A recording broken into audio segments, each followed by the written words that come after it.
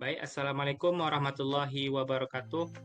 Perkenalkan, nama saya Khairul Fajriansyah, BP 221109321, jurusan Teknik Elektro, Prodi D4 Teknologi Rekayasa Instalasi Listrik dari kelas 2C.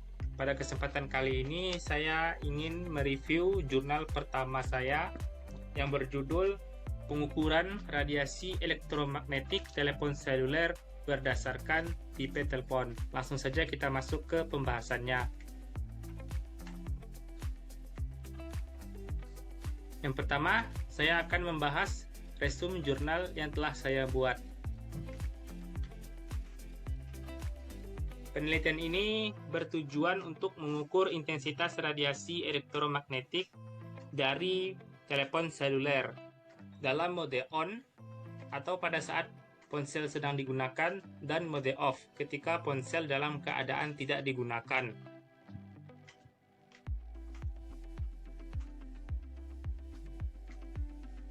Metode pengambilan sampel yang saya gunakan yaitu menggunakan metode purposive sampling, yaitu dengan menentukan tipe ponsel yang akan diukur intensitas radiasi elektromagnetiknya. Pengukuran dilakukan dengan menggunakan detektor radiasi elektromagnetik. Penelitian ini melibatkan pengukuran intensitas radiasi elektromagnetik dari 10 tipe ponsel yang berbeda.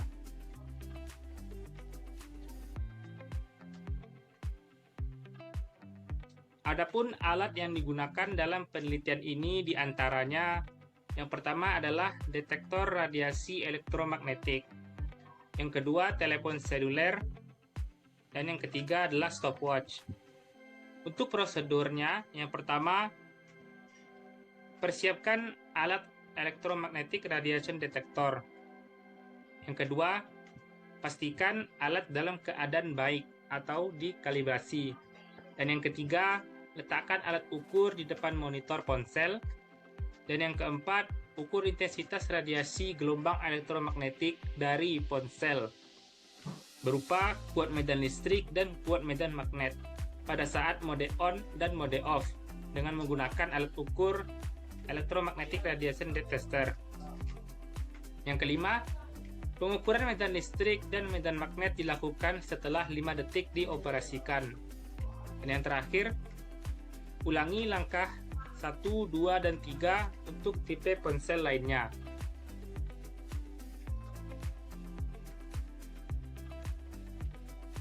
Dan berikut merupakan hasil pengukuran kuat medan listrik dan kuat medan magnet dalam bentuk grafik pada telepon seluler mode on dan mode off.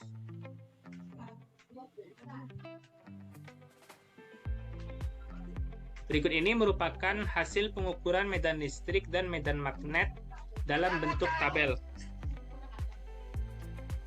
Yang pertama, ponsel tipe 1. Untuk pengukuran kuat medan listrik pada mode on didapatkan 13 volt per meter. Mode off 9 volt per meter. Untuk pengukuran kuat medan magnet pada mode on 0,37 mikrotesla dan mode off 0 mikrotesla.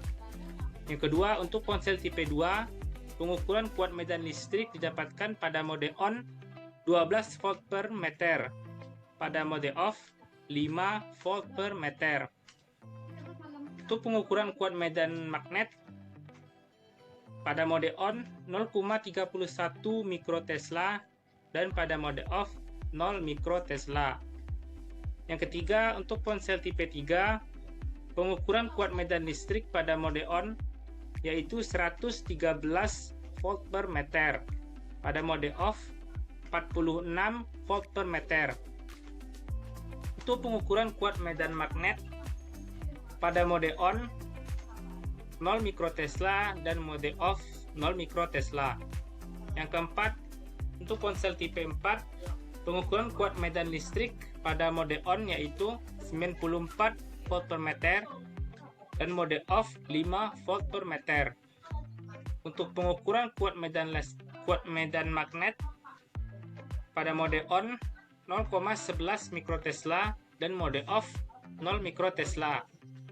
Yang kelima, untuk ponsel tipe 5, pengukuran kuat medan listrik pada mode on didapatkan 143 volt per meter dan mode off 77 volt per meter.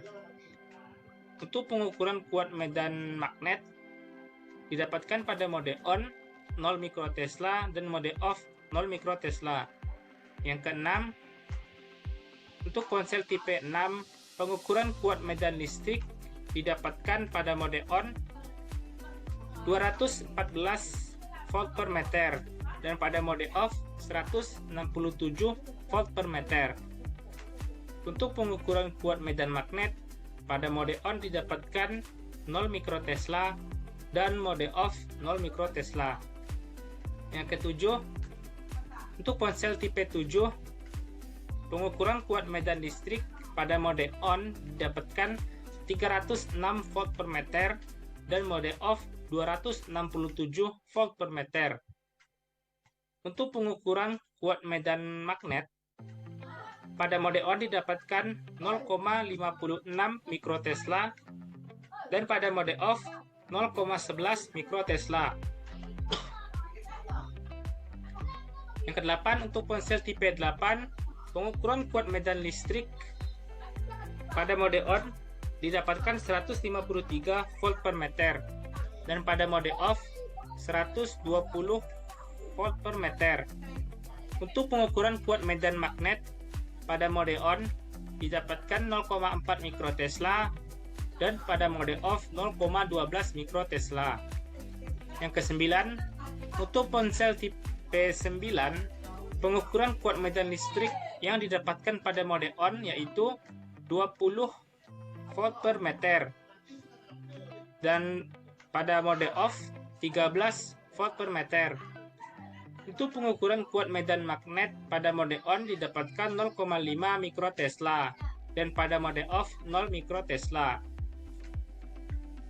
Yang ke-10, untuk ponsel tipe 10, pengukuran kuat medan listrik pada mode on yaitu 87 volt per meter dan pada mode off 50 volt per meter.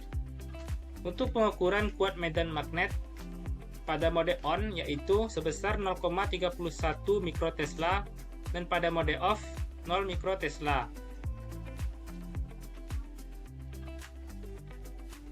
Dapat disimpulkan bahwa terlihat pengukuran yang hasil pengukuran diperoleh nilai tertinggi dari nilai kuat medan listrik pada saat mode on yaitu pada ponsel dengan tipe 7 yaitu 306 volt per meter dan pengukuran tertinggi pada mode off didapati pada ponsel tipe 7 yaitu 267 volt per meter.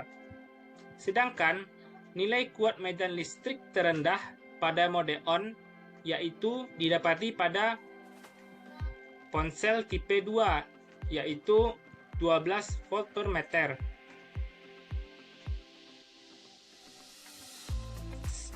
Sedangkan pada mode off pengukuran terendah terdapat dua tipe ponsel dengan nilai yang sama yaitu pada tipe 2 dan tipe ponsel 4 yaitu 5 volt per meter.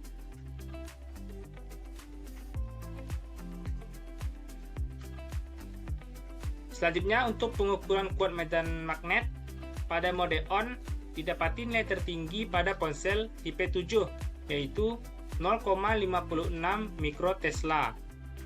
Sedangkan pada mode off ditunjukkan nilai tertinggi pada ponsel tipe 8 yaitu 0,12 mikrotesla. Sedangkan untuk nilai terendah pengukuran kuat medan magnet didapat pada mode on terdapat 3 tipe ponsel dengan nilai yang sama yaitu tipe 3, tipe 5, tipe 6 yaitu sebesar 0 mikrotesla. Dan pada mode off terdapat 8 tipe ponsel dengan nilai yang sama yaitu tipe 1, 2, 3, 4, 5, 6, 9 dan tipe 10 yaitu sebesar 0 mikrotesla.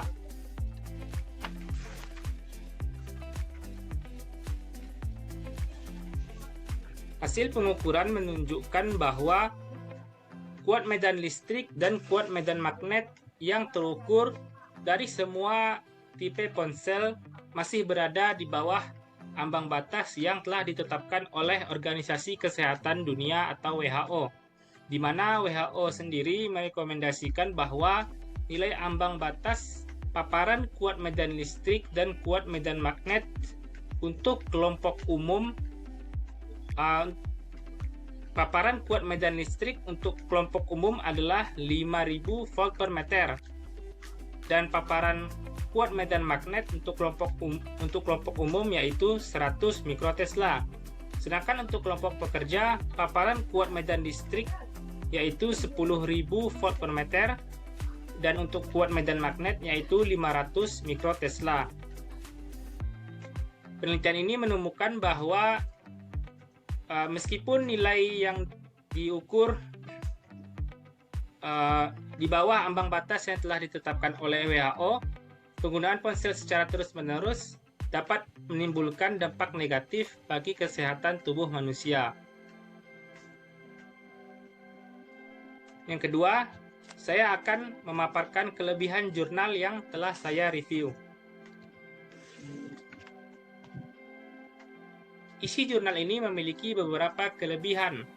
Di antaranya yang pertama adalah metode penelitian. Jurnal ini menggunakan metode penelitian purposive sampling dan menggunakan detektor radiasi elektromagnetik untuk mengukur intensitas radiasi elektromagnetik dari 10 tipe ponsel yang berbeda. Hal ini menunjukkan pendekatan yang cermat dan terstruktur dalam pengumpulan data. Yang kedua, temuan yang signifikan. Meskipun nilai-nilai yang diukur berada di bawah ambang batas yang ditetapkan oleh WHO, penelitian ini menemukan bahwa penggunaan ponsel secara terus-menerus dapat menimbulkan dampak negatif bagi kesehatan tubuh. Temuan ini memberikan kontribusi yang penting dalam pemahaman terhadap pengaruh radiasi elektromagnetik ponsel terhadap kesehatan manusia. Dan yang ketiga yaitu relevansi. Penelitian ini sangat relevan dengan isu kesehatan masyarakat terkait penggunaan ponsel secara terus-menerus. Informasi ini mungkin dapat menjadi dasar untuk kebijakan atau pedoman terkait penggunaan ponsel yang lebih aman. Selanjutnya, saya akan memaparkan kekurangan jurnal yang telah saya review. Isi jurnal ini juga memiliki beberapa kekurangan, antara lain, yang pertama, jurnal ini memiliki kekurangan dalam menjelaskan secara jelas potensi risiko kesehatan yang terkait dengan radiasi elektromagnetik yang diukur dari berbagai jenis telepon seluler.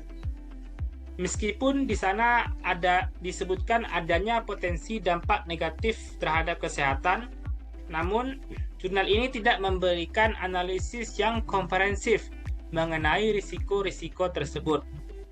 Yang kedua, jurnal ini juga tidak mendiskusikan secara mendalam mengenai metodologi khusus yang digunakan untuk mengukur radiasi elektromagnetik dari telepon seluler, yang tentunya hal ini sangat penting untuk keberlangsungan studi.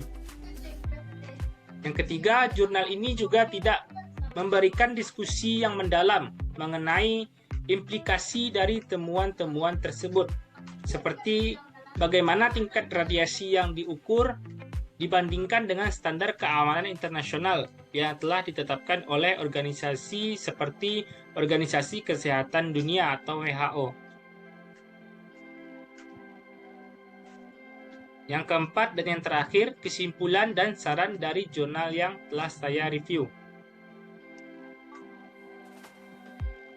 Kesimpulan dari jurnal ini, meskipun nilai medan listrik dan medan magnet dari ponsel yang telah diukur berada di bawah ambang batas yang ditetapkan oleh WHO, pengoperasian ponsel secara terus-menerus masih dapat menimbulkan dampak negatif terhadap kesehatan tubuh.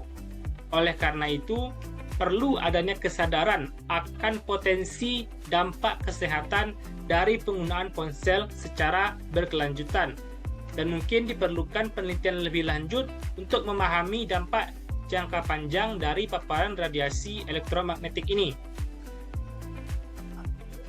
Untuk saran jurnal yang direview adalah untuk memperluas cakupan pengukuran dan analisis dampak kesehatan yang lebih mendalam terkait dengan penggunaan ponsel secara terus-menerus. Selain itu, penelitian yang lebih lanjut mungkin diperlukan untuk memahami dampak jangka panjang dari paparan radiasi elektromagnetik ini. Cukup sekian review jurnal pertama dari saya. Lebih kurang mohon maaf. Assalamualaikum warahmatullahi wabarakatuh.